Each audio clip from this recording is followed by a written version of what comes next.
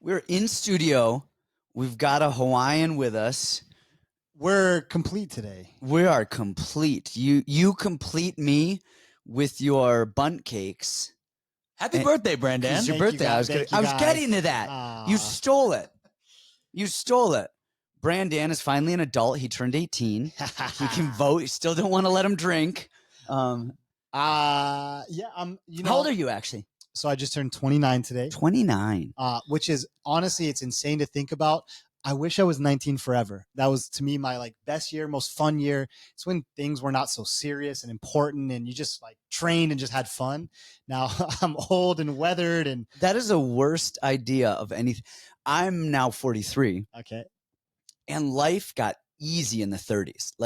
Everyone's like, oh, when you're young, 18, 19 years old, you just graduate high school. Some kids go to college, some kids don't, but there's a, what am I going to do with my life? For a few years or 12. Gabe's still figuring this out right now. Honestly, you'd be surprised how many people still are. I mean, it really is. But say there's just that few years, of course it blends and whatever, but then you kind of start working, doing stuff where you're mid-career fighting or whatever. And you're kind of like, is this happening? You don't make any money. Everything is, you're really worried about what people think of you. You're worried about everything. What am I going to do? Am I going to be, and when we're young, we're aspirational. And so we think, I'm going to be something important. I'm going to be something great. I'm going to be a president or a this or a that or a world champion and all of these delusions of grandeur. And then a few people make that, and then most people don't. And so there's such searching and uncertainty in your 20s. When you get to your 30s, me anyway, and I think most people would attest to this, you have a little bit more money. Your job is a little bit more stable. You stop thinking about what people think about you. You stop caring as much. And life starts to get mellow and easy. There's a lot less anxiety. There's different anxieties. Of course, I had kids and stuff. So where's my, rent and all this. And then you start to have more money and you build and life gets easier. And then as I've gotten into my 40s, I have a lot more money. I'm more stable. I'm more functional. I really don't give a shit. I know who I am. Honestly, I feel like it just gets better and better. Probably till I hit 50 and then I can't move and, I'm looking at suicide train. But I think you're best. Honestly, I say this not to be a pompous asshole. It's cliche. I honestly think your best years are yet to come. No, you especially, because and this is a moment.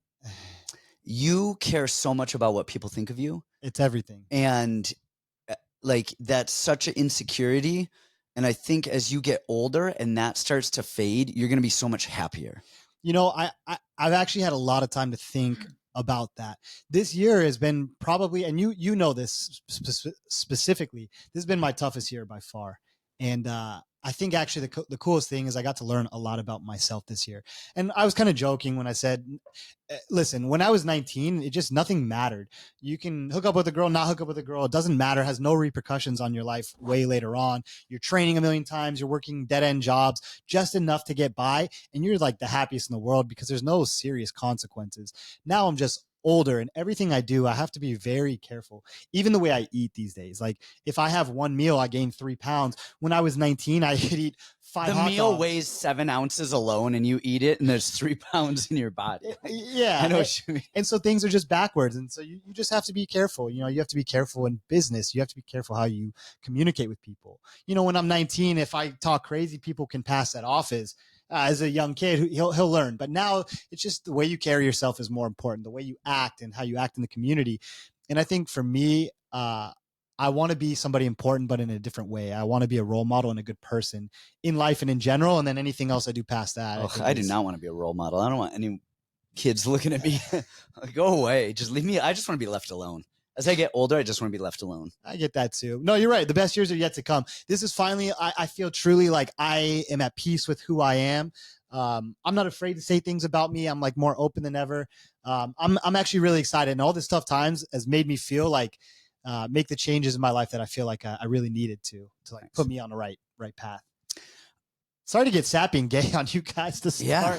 Speaking of gay, you had a funny story that you... No, that you're talking about the bit that I sent you. You're not going to. Okay. No, but actually, I was thinking about something different. Okay. I was thinking about this. So last week we had talked about the bit. You were in a rush last week. You were pissing me off last week because your phone was going crazy. You had like 10 minutes to do the podcast. We owe the people more than that. We do, but when business calls, man, business calls. I like that. We don't have a producer. Like, I gotta look. I don't owe people shit. What everyone should be thinking is, whoa, they put the time in to do it.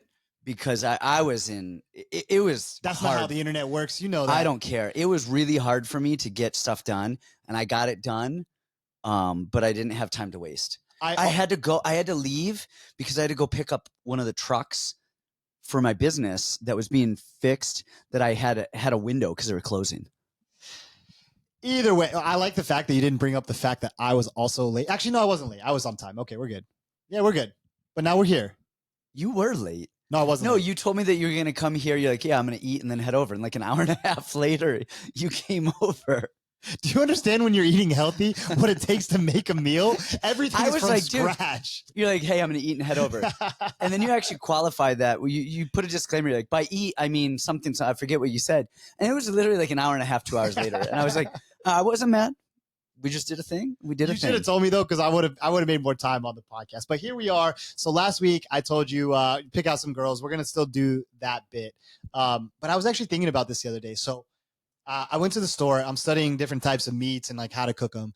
I got my first London broil. Okay. You don't know ball because you're not a beef guy.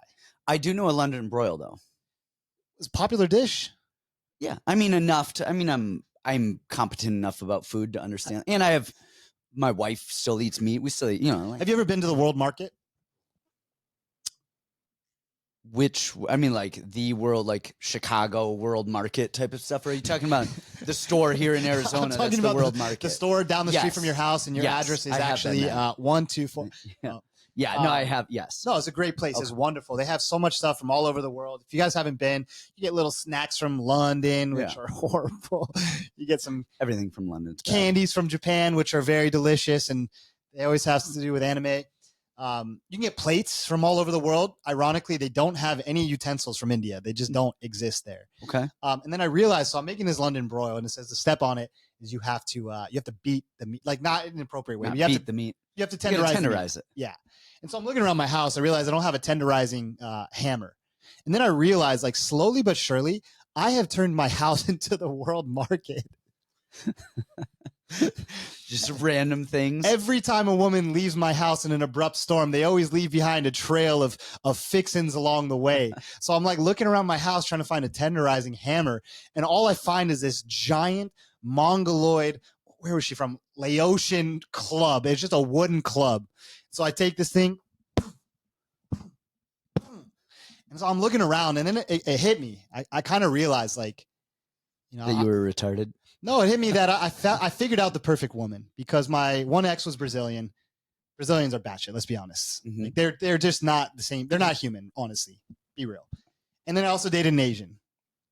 Then I remember how many like Japanese Brazilians. You just got to go with white girls. Like, there's nothing crazy about. No, hear me out on this one. A Japanese Brazilian. There's plenty of them out there. I've competed against Japanese Brazilians. It's a very intricate subset. It's very real. Lyoto, wasn't he? Lyoto, yes, Japanese Brazilian. And I realized he's a handsome man. That's the perfect woman. Lyoto's the perfect woman. Think about it though. You have all the activity, all the inner workings of a Brazilian, just that heart that doesn't stop, that passion that doesn't stop beating. But the Japanese in them, with the fundamentals and the ability to shut their mouth. That's the dream all woman. right. So if you are Japanese Brazilian listening, hit me DM up. Brandon. I have all the utensils from both cultures. We're ready to rock. Go. Plug and play. We've got a Louisiana card coming up, which is fun. I'll be down there. Wait, one thing I wanted to say. What do you want to say? I was so pumped last week watching did you watch the fights? Yeah. You watched Nate Train fight. You were on the Discord in the fight. I was so pumped because round one's happening. It went exactly as I said on the podcast. I'm getting ready. I'm like looking at the clips. I'm ready to splice this up behind a goddamn American flag as Nate's starting to whoop his ass. And I was ready to call you. Round three comes. Button is ready to go. He's like a minus 300 favorite. Line is flipped. I'm like, goddamn USA. And then he's out. He didn't. Man, last week I was so off on so many things, but not the way that I think anyone would expect any of these things to go. In Chuckwo getting heel hooked. I mean, like Walker getting 3 heel hook. He's Paul Sass. a row. He's legit modern day Paul Sass now. He's Paul Harris. He's Rusamar Paul same Harris. Sub yeah. every time. It's insane. Then you were on Jake Matthews. I was on Chidi, but you sure as shit weren't on Jake Matthews to Muay Thai trip, jump on his back and choke him out in under a minute. Run the tape back. I caught it word for word on the last podcast. I mean, it's like, all right, he's going to pressure him. He'll fade. Like, I mean, like, who the hell would have thought that? There was another fight and then Wonder Boy, I thought he won. He won that fight. I thought he won that fight. Be real. And they gave it to the younger guy who they were trying to push. But I thought Wonder Boy won that fight, and I was on it. Then the last one, Calvin Kattar just got old. Fuck, he got old. He didn't throw anything. But honestly, Garcia actually looked good and didn't go crazy and was the most calm and tempered we've ever seen. He actually looked good, just touching, moving, not everything with power. He honestly showed he can fight 15. Yes. And people will always get mad at me for switching stance on a fighter, but I only switch stance when presented with new information. Yeah, like you have to. Like, dude, Garcia looked good. I honestly, like, he looked good. He looked long. He looked composed. And that said, Kattar looks just washed. Like, he's got to be done. I probably. know. You just. What about main event? Derek Lewis. I said Teixeira's a fraud. Just not maybe here. You picked Derek Lewis by a long shot. I wanted to be there with you. I had a feeling. I'm like, man, this guy's not. I don't know why I didn't put him as one of my picks on the Discord, and I thought I did. It's because you never know with him. I know. Yes. No, you're exactly right. Because you just don't know which version is going to show up, and it's Derek. He's Kevin Holland. Like, you just don't know what's going to happen. Well, okay. One thing, I'm all for like public nudity. Also, like Yep. Whoa. Wait, actually, one thing we need to talk about. Oh, what are we going to talk about? You saw the hammer? No. What are we? All right. So, guys, my birthday is today. Today is July 14th at the time of this recording. Are you big into astrology stuff? No. I'm a Taurus. That's what I know. And I know after me is Gemini because my sisters were right after me. Oh, That's they're it. bad people. That's all I know. They are bad people. Like Gemini. I know this. Geminis are bad. Kindle's a Gemini as well, though. So she might listen to this. Shit. But that's why I know, because she would never say it to my face. She would plan my downfall. Oh, yeah. And it would be way too late by the time it happened. You're a Taurus. I know that because you and I argue a lot. And my mom and I argue a lot. She's a Taurus. So I feel gayer the longer the conversation about this. Okay, we're going to get to it. This is like, all right. So why are we talking about astrology? All right, I'm going to talk about it because I have a birthday buddy. Okay. His name is Conor McGregor. Okay. Did you see his cock and balls today? No. Do you want to see No. his cock and balls today? I don't want to see his cock and balls. You know, I don't know about you guys. Like when Drake's video dropped, I had to take a look. You're like, I'm there. What am I playing against? I mean, he's richer, more handsome, more buff. Wait. So what happened? Conor McGregor was naked in public? No, he DM'd a girl and sent. This was the best dick pic of all. He quotes this. He goes, lifting weights, has a full barbell tied to his dick. Oh. How? He's full barbell tied to his dick. Dude, 6 months from now, he's going to be full Epstein. All he says is lifting weights. That is the best caption ever. Lifting weights. Let's get in these fights. Wait. One last thing. All right. I wanted to find this out. Me and him were both July 14th birthdays. I remember a long time ago, I was listening to a podcast with Jim Norton. You know, the comedian? Yeah. Dirty, nasty pervert. And I thought to myself, when is this guy's birthday? I have to figure it out. July 12th. Me and Connor, July 14th. You see the trajectory we're going. Bad. 318, Louisiana. Let's go. Let's start the pod. All right. Fight number 1. No, we're starting main event. Event. Yeah, first fight main card. Yeah. Main card. First fight of the main card, you guys. Of course, we've been putting the prelims up on the Patreon. You guys can get that whole breakdown over there. We're going to start with the main card. Let's see what we got. So, fight number 1 on the main card. We have Michael Johnson at plus 425 versus Daniel Zellhuber minus 600. I get it. Zellhuber's phenomenal, and he's great. All things good. But man, it's hard for me to think of Michael Johnson in a full striking affair without getting clipped. Well, not only that, just at those odds. Like, I just think he's so fast. He's like 39 years old, but man, he is still fast and moves well and does stuff well. So look, I think Zellhuber is probably the favorite, but just that stretch on something where Michael Johnson, what do we got here? Oh, dude, you did it right, man. I mean, they're all over the place. They're all over. But dude, Look at come this. have one. Come have one. Yeah, we've got cakes over here. Oh yeah. Brandon's birthday cake. It looks like These little cupcakes, little bun cakes. Shook it up on his way over here. Like, dude, like what the hell happened? I honestly feel like we should just mash them all together and see what happens. Yeah. Hey, I'm gonna put this on my wiener later and just be like, at the beach. Zellhuber, I mean, he's clean, he's long, he does all the right stuff. I don't think this is going to be much of a grappling affair. Generally, Johnson beats people who are trying to take him down and defends, and then he outstrikes lesser strikers than him. If this is Johnson a few years ago, even, I'm taking Johnson because, man, he is so fast and athletic. I love it. He's the old guy, though. I don't know if Zellhuber's going to get the finish. Zellhuber's tricky, and he likes to switch his stances, and he's going to calf kick. And Michael Johnson and the whole Kill Cliff crew are kind of fragmented right now, so you just don't know who's doing what, who's training with whom, how much training is going on. I think he'll probably be fine, but you just don't know how settled everything is. I mean, Michael Johnson's an ultra vet. Didn't he do a camp out here at Soul Fighters randomly? Yeah. And he still did fine. He's amazing. I mean, he really is like complete ultra veteran. He's good everywhere, does everything well. Unfortunately, he's just old, and he's going against a kid that's a lot longer. And the issue with Michael Johnson is he gets caught moving backwards a lot. Yeah. Remember the Diego Ferreira knockout? It was kind of a big left overhand over the top, and he got stiffened. And Zellhuber is so long, and he's so precise with his striking. We've had our times to fade Zellhuber, and done it successfully a few times. The kid is talented, though. I mean, there's no denying that. I think he gets it done, and I think he's going to – I think Michael Johnson's shin is probably it's probably worse than we think that it is. I feel. I could see that because the gym wars that he's had over the years. And you see him, again, he's fighting a lot of grapplers, so his chin is probably holding up better, but if he fights a good striker, they're going to land a little bit that Flowers cleaner. Fight that he had. Yeah. Flowers was like a 2-19 pro boxer or something. Michael Johnson is leagues above him and in the wrestling and the cardio. And even in that fight, Michael Johnson got hurt. Flowers looks like he hits hard as shit, though. He does look like he hits hard, but hitting hard with no setup and no precision doesn't really do much. I mean, when you can see every punch coming, where Zellhuber is going to touch him and he's not going to see it. Yeah. I like Zellhuber inside the distance. You like inside the distance? See, that's where I wonder. I could absolutely see it.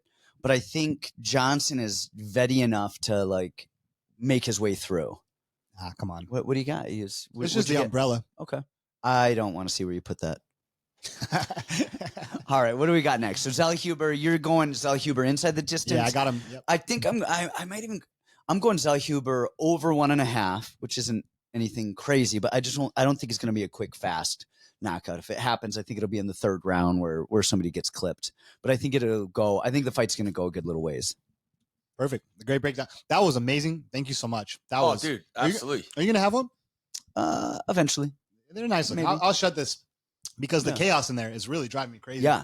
You're going to keep looking and they're all just mixed up. Sneak peeks. Yep.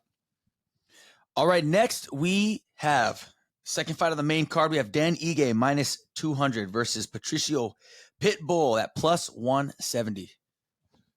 All right. One thing, I want you actually to go first on this one because actually the guest that I want to have most is Dan Ige. Really? I just want to see you and him scrap out in the middle of the room here. What's your beef with Dan Ige? I have no beef with Dan Ige. You hate Dan Ige. Love Dan Ige. I literally can't think of someone you hate more than Dan Ige. Hate Dan Ige. If you This son of a bitch.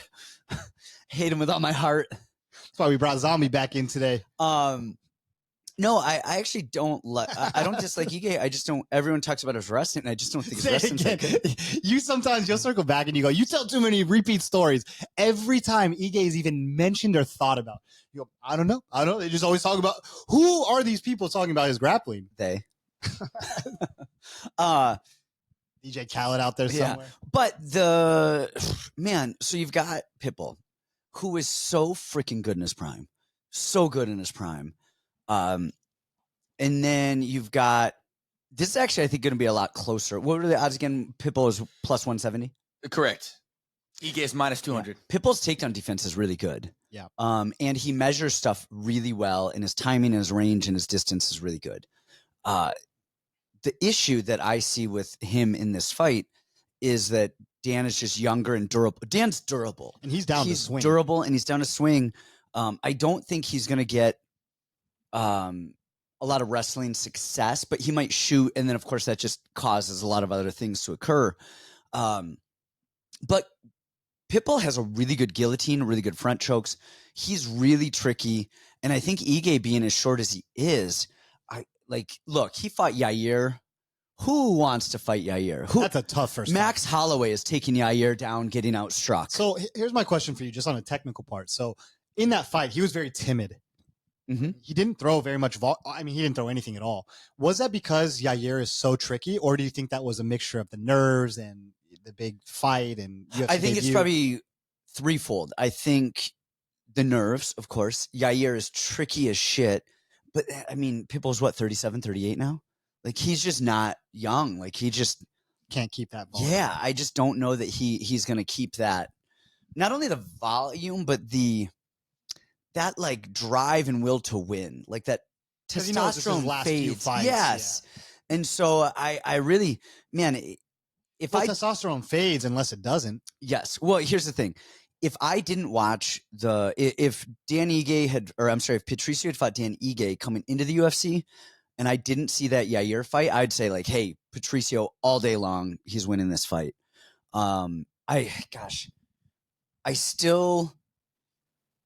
He's just old. I'll go Ige. Again, the only reason I'm going to Ige is the age and the slowdown of Pitbull, because I've been fancying myself some of these older guys lately, and they're just coming up short. I think I like Ige a lot here too. I think the punching power is going to be something. We've seen Pitbull hurt a lot recently. Yes. You know what I really think, and this sucks because I think Pitbull's a legend and is awesome. I think that cut to 135, I think took his soul. That was the rest of his career. Yeah. I remember seeing him at Fight Ready, and he was so thick. I mean, just he's not a tall guy, but the density on him was crazy. And then for him to make 35, I think Kamala, you trained with him a little bit, didn't you? Yeah, did some cage wrestling and some stuff. Yeah, did you knock him out twice? Cage wrestling, doing jiu-jitsu. Yeah, buddy. I asked the question, Yeah, buddy. I think that 35 cut really. I mean, look at it's like Garbrandt, it's like TJ, that kind of stuff.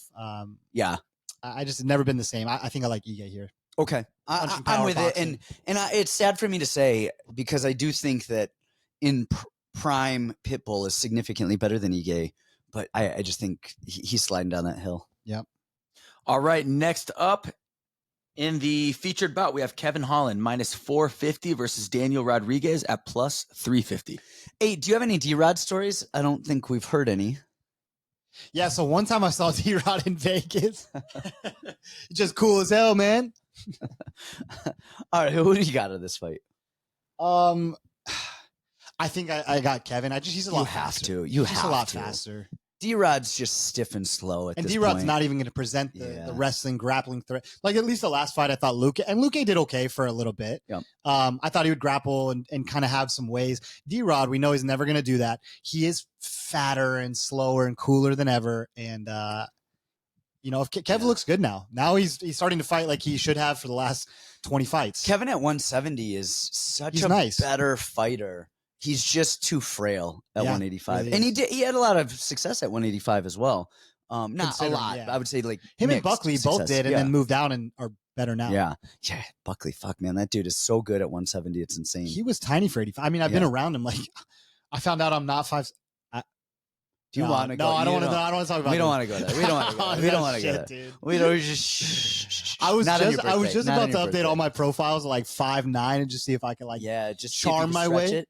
You know what I mean? Yeah. I think we'll just let sleeping dogs lie. I'm gonna just, you know what? It's because of old age. I'm older now. My spine has compressed a bit. It used to be better. All right. Yeah, I think Holland. It's the speed. It's the speed. Holland has a very durable chin. His jiu-jitsu is good. He, as weird as it is, he will stick and move. He doesn't stick and just stay in the pocket to swing. Whereas D-Rod is going to swing and be right there. What if D-Rod comes out and subs him? Would be incredible. Yeah, that's not happening. The other thing too is D-Rod has been kind of all over the place with his camp and where he's fighting. And hasn't he kind of always done that though? I don't know. A little in Vegas, a little at Cowboys, a little here, a little there. Yeah, and maybe, but I think he's too cool to have a camp. You know, we need to have a super camp with D-Rod and Dumas. Just those two. Just bring him in. Let's just lock him in a room. We could do this in jail. I was gonna say lock him in a cell. Lock us in a cell, and we're good to go. How hard do you think Dumas can kick with the ankle monitor on? That shit's gotta hurt, man. 3 times harder. No, but D-Rod is. It's like a club. He just is not the D-Rod who came in. Even a couple years ago, he slowed down significantly. D-Rod was fat and slow when he came into the UFC. He's just tough and fights hard. Yeah. I think this is a Holland kind of runaway. Decision or finish? D-Rod's a tough son of a bitch. I think it's going to go decision. I would assume a decision, but he also, who was it? Ian Gary that head kicked him and sent him down. Yes. I forgot. Kevin and Holland and Ian Gary. Just exact archetypes. Well, pretty much the same. All right, next in the co-main, we have Paulo Costa at plus 192 versus the middleweight Chase Hooper, Roman Kopylov at minus 227. He is a middleweight Chase Hooper. He's so cool looking to me. He is. A Russian without a beard. With the hair. And he's a real Russian. He's not a dag Russian. He's a white, probably Orthodox Russian. Oh, yeah. Are you going to go on this? You want me to? Yeah, actually go on this one. I think I like some Paulo Costa here. I think this is it's going to sound weird. I think it's a step down in competition for him. I think you had a guy in Strickland, obviously, who never gets tired, has fought 1 million rounds in the gym. He manages, whatever you guys want to say about Strickland, he manages range beautifully. He doesn't take a lot of damage. And he controls with the jab and he pressures guys. I think this matchup's completely different, literally based on a cardio dynamic. Honestly, it was crazy in that fight that Paulo actually really impressed me with his cardio. To back up for 5 straight rounds and still throw hard and even fight hard in times like he was doing towards the end of the fight. Impressive to me, considering how jacked he is and everything. I think Kopylov, I think he fades at even moderate striking paces. I think Costa's going to hit him with bigger shots, although he's going to get outpointed a little bit at first. I think he's going to force Kopylov to work hard enough, and I think eventually he's going to break him down, hit him with big shots, and we're going to see a Paulo Costa hand raised. You said he's going to hit him at first, and I think that's right, because fucking Kopylov's speed is unbelievable. Not only his speed, his eyes are really good. Yeah. He throws, this is my favorite part about Kopylov's game, because we saw him finish a lot of guys with it, is his body kick.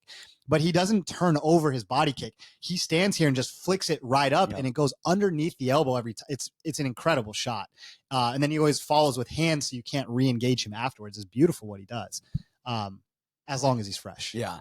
No, his jab. He's got such a good jab. He's so fast.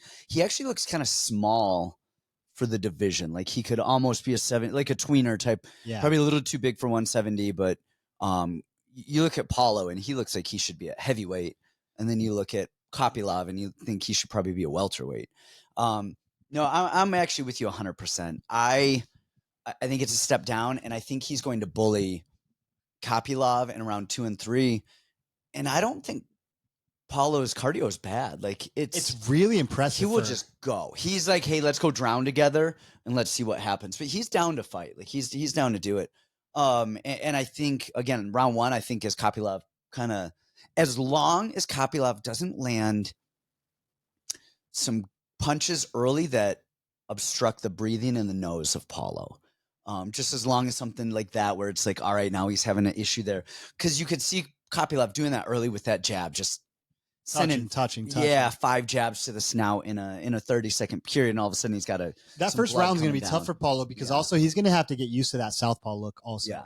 And getting touched with a jab from southpaw is a little different. I actually think it's going to help Paulo because swing big overhands. No, he has a beautiful right middle kick, and he's going to blast that middle kick. Kopylov is going to do it as well, but I think Paulo's is going to hurt more, and I think being southpaw, I think it takes away that jab a little bit. But Kopylov's is on the liver side. His It body is, kick. it absolutely. But his is. body's really strong. Yeah, like Paulo's. Paulo's been eating fucking kicks for lunch for that dude never gets hurt. Really, I mean, it's wild. Outside the Adesanya fight, which is ironic. Yeah, I like Paulo for the upset for the win. You agree, Brandon? I already said that, man. Like twice. I'm just making sure, dude, that you're doubling, tripling down. That's who you got. Actually, I'm gonna go Kopylov on this one. All right, cool. This is Sounds Kopylov. about I'm right. just kidding, guys. Paulo. Before we get into the main event, anything you guys want to announce or plug? Go to everything, or what is it? Nothing But Cakes. And get Brandon some cakes for his birthday. No, I'm not plugging anything these days. I've got, I actually have a new app in the works, which it's almost on the store. I'm actually really excited about that. Okay. But it's not ready yet. So actually, we do have something to plug. what do we have to plug? I'm glad you brought that up. So, guys, I'm going to start doing a TikTok series, and I'm going to make a new TikTok for the page. So wait, you have to explain why we have to do a new TikTok for the page. It's not like a crazy story. No, it's just we can't get into the other. Our old producer ran off with our IP. Yeah, we found Cole, if you're watching, and we know that you are. You son of a bitch. For those of you that remember we have Cole. the password. We have everything. We can't get in because of the two-factor authentication because our old producer can't get into his email because he lost stuff over there somewhere. Anyway, just a funny scenario. So Brandon, you're re-TikToking. Oh, okay. So I'm going to make a new TikTok. We'll put up the handle. We'll put that in the description on the notes. Go follow the new TikTok. I'm actually, what I'm going to do, guys, I'm going to read Santino's book, chapter by chapter, his autobiography. It's a crazy one, or his memoir, I guess I should say. I'm going to break it down chapter by chapter and like do a little thing. So it should be fun. You'll learn a lot about Santino. You get to hear the fun cliff notes, not the boring version that's actually on the pages. And yeah, so go check that out and we'll put up some more content, some fight breakdowns, cool stuff like that. So go follow the TikTok. What's the TikTok? Is it just MMA breakdowns? I don't have it bets, yet, or? so we'll put it up later. We'll put it up in post. And then, yeah, sign up for the Patreon. It was a great week last week. I swept LFA Brazil, did really well. You did well on your UFC picks last week too. I've done well the last few weeks on almost everything except for one I did bad. But this week was the most blatant fixed fights I've What was it? We're in LFA or in BKFC? in BKFC. This felt old school. If you guys don't know, so first of all the new listeners, I made $1 million on bare knuckle fights. Now the funny part, it was in Hollywood, Florida. That same night is when I won that. And one thing I needed was this one guy to win by knockout. He was clearly not going to win the fight by knockout, but his opponent kept committing fouls and all this stuff, whatever. So randomly, like, this brawl breaks out and the ref's trying to pull the crazy guy off. And the owner, Dave Feldman, jumps in the ring and starts beating the shit out of the fighter, like on top of a mount, beating him up. And they DQ'd the guy. So I ended up winning the fight by knockout. And that's how I won the $1 million. It was never going to happen. So it was funny. We've seen a lot of very legitimate cards now. Like bare knuckle is very normal. The fights seem to be like real. Yeah. Except for a couple here or there. This Hollywood card on Friday. Unbelievable. Okay, so they have their cut man. He's the guy that always is in their corner. He works for the company, flies all over the world, but he also fights too. Okay. So he fought last weekend for the title. And in the fight, the guy punched him in the ear and it split his ear open. So they went and had him, get checked out by the doctor. And they're like, no, we can't let you continue. The owner walks up to him and says, don't worry about it. We'll get it handled. You'll have a rematch next time. They call it a no contest in the middle of the ring. Really? No contest, even though he got split open from a punch to the ear. I've never seen something like that. Yeah. Blatant in the open. Like there was even Chris Lytle, the announcer, was like, that was a punch. We just watched it TKO on camera. That's TKO. Yeah. Called it a no contest. Saved our bets. Then in the main event, Perdomo, Cuban assassin. I mean, this guy's insane. He's all first round knockouts within 30 seconds. I mean, this guy is probably the best bare knuckle fighter I've ever seen. Knocks the guy down and then jacks him up on the ground a few more times. Should be an instant DQ. I mean, he almost ended the guy's life. All they did was take a point, let the dude stand up hurt, and then he got knocked out 10 seconds later. And there was one more instance. It was a crazy scorecard. The guy clearly lost the fight, and they gave him a draw. Really? Unbelievable. Got knocked down twice, lost every round, got a draw. Interesting. So, bare knuckles back, baby. 50 like it. A size, we're so Let's back. do it. All right, guys. Let's main event it. All right. In the main event For the BMF title, the rematch to the rematch, Max Holloway versus Dustin Poirier. Holloway is minus 135. Poirier is plus 115. Let me go first because I like when you end Okay. it. It's like a very crisp message to the audience. Okay. I like Max in this matchup. This is Dustin's retirement fight. I know one of the big things in the last fight was, honestly, it was the punching power, and it was pretty much the size. I think Max has kind of been a big 45er for a long time. That fight obviously was short notice and moving up and all that kind of stuff. I think he's filled into his frame now. I still think he's got an amazing chin. He makes incredible reads. I don't think he's going to get bullied the same way he did in the first fight. I think he's sharp, precise, and we're on Poirier's retirement fight. I like Max Holloway here. Okay. I was thinking before I watched film or anything, I'm like, man, I think Poirier will get the upset. I'm just like, man, I think people are counting him out. And then I started watching film again. And there's a lot of differences. First of all, their second fight, do you know how many years ago that was? How many now? 6. I thought it was like 3 years ago. Wow. I mean, that was when Khabib pulled out, right? And then the Max came in. Yeah. Crazy. So it just has been 6 years, which I just did not realize that. Think about what Max has accomplished in that 6 years. I know. Think of what Dustin has done in the 6 years. I mean, they're both studs. Yeah. So Max going to that fight, yes, he's frail in that fight and was not built into the division in the frame, and he's definitely built up as well. But more so than that, Max actually has better footwork now. If you watch that old fight, man, he's kind of, Max always had good footwork, don't get me wrong. But he was a swing and banger back then. But he was the one pressing a lot and just there stuck in the mud and then getting hit on his way in. If you watch Holloway with Gaethje, everything is drawing and pulling and stepping and angling as he's going. He's touching. He's so good. Yeah, and his eyes are so good, and he's right there. He does get calf kicked a lot. I don't know that that's going to matter because we have a southpaw and an orthodox fighter right here. So maybe a little bit, but not to maybe to the inside leg, but that's fine. Yeah. Not to anything crazy. So Max is bigger. He's stronger.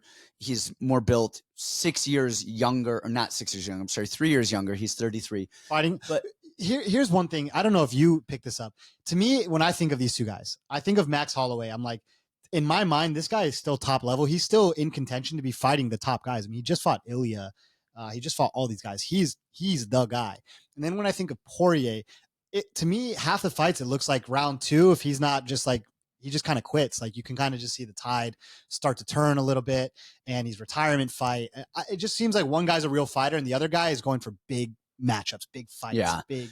Well, the thing with Poirier, so I think I finished on the Max side over there, and on Poirier side, I was looking at again the first fight, and then I'm looking at the first fight, and then I'm moving along as well to see. I was curious about how he's looking not only on the first fight, because again, that was 6 years ago. So you got to look at what he looks like recently. In the first fight, first of all, he's a lot faster. He's leaner. He's significantly leaner than he has been these last few fights. Huge. Big. And so the other thing though is he was aggressive. He was throwing and leading, and to the point where he would swing and miss and not even care and follow up with 3, 4, 5 more punches, chasing Max down. Which is what real boxers do. Which is what real fighters do, just as a whole. Whereas now you watch him and he's there and he does his thing and he fixes his pants and he swings big 1 or 2 and then he settles.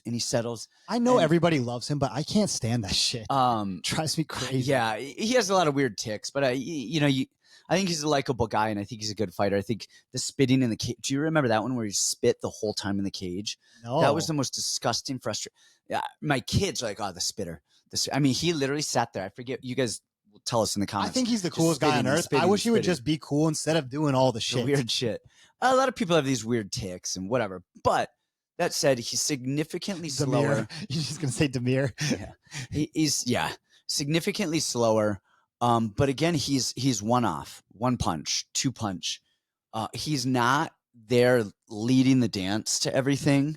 And I think that's significantly going to hurt him in this fight. I feel that this fight is it's weirdly like recency bias from the Makhachev fight. Makhachev is a completely different fight. The guy's going to try to grapple you nonstop. So he had a lot of grappling success, but we're not going to necessarily see that here for the full fight. It's a completely different fight. Yeah. Honestly, if Max, the same fighters are fighting, but Max had a grappling heavy strategy, I'd be like, dude, let's pick Poirier over here. Not 100%, but like, hey, okay, but this is going to be a striking. Yeah, he fight. did better than was expected against Makhachev. Congratulations. I mean, he did good, and honestly, very close fight. But it's complete different. Yeah, it's going to be the speed and the longer combinations. He's actually going to get hit now. He's going to pitter pat and go, and then mix in his faster punches with his harder punches. I like Max here, and I don't even think it's going to be close. I think this is kind of a gift line. Yeah. All right, we're both all in on Max. Yep, I'm in on Max. All right, let's start the prelims. Thank you guys for tuning in. It's been another awesome week. Nice breakdown. We're on time this week, so that's good. We'll see you next time. Follow us over to the prelims on Patreon. See you guys. Thanks.